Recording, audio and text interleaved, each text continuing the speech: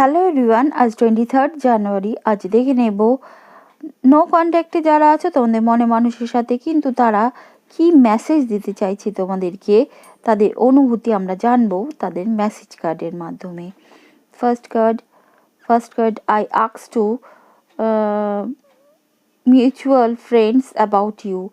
তারা তোমাদের দুজনেরই বন্ধু এমন মিউচুয়াল ফ্রেন্ডসের কাছ থেকে কিন্তু তোমাদের খবরাখবর ঠিক নিচ্ছে। দেখেছো, তোমরা ভাবছো তারা নেয় না, তারা ভুলে গেছে, কিন্তু তা কিন্তু নয়।